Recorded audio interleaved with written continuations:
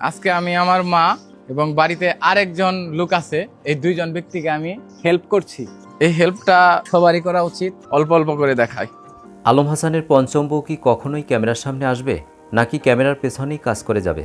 তবে মুক্তা চলে যাওয়ার পর অনেক ভিডিওতেই আলম হাসান বলেছিল, আমি যদি আর কোনোদিন বিয়ে করি তাহলে আমার বউ কখনোই ক্যামেরার সামনে আসবে না। আমি নাকি বেতে মাছ কুটার মানুষ নাই, কেমন তো মানুষ আবার আমি থাক, আমি একটু বড় মাছটি নয়, এই যে ই করে দিতেছি, ছুটে দিতেছি মাছ দেখে বাড়ির মানুষের যে অবস্থা, হ্যাঁ তো মাছ আনছে কুটা পারুম না, হ্যান তাই নেই সেই। বিভিন্ন ভিডিওতে দেখা যায় আলম হাসানের পঞ্চম বউ ক্যামেরাম্যান হিসাবে কাজ করে যাচ্ছে। সকল ভিডিওর মাঝে আকার ইঙ্গিতে বউ যে পাশাপাশি ক্যামেরায় থাকে তা সবাইকে বোঝানোর চেষ্টা করে যাচ্ছে আলম হাসান।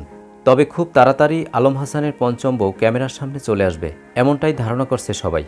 এই যে এতগুলা মাছ আমার বাড়ির দুইজন মানুষ করতে পারবো না, আনছি পরে ডরিয়া হয়ে গেছে গা, ছোট। কি ট্যাংরাইং গানা নাকবো কে? সবচেয়ে বড় কথা হচ্ছে আমি যে বাড়ির কাজে হেল্প করতেছি উনাদের, এটা অনেক বড় বিষয়। তুমি সেটা না দেখে তুমি সব নেগেটিভ ভাবে নিতেছো। দর্শক, কেমন লাগলো আজকের আপডেট পেয়ে অবশ্যই কমেন্ট করে জানিয়ে দিন।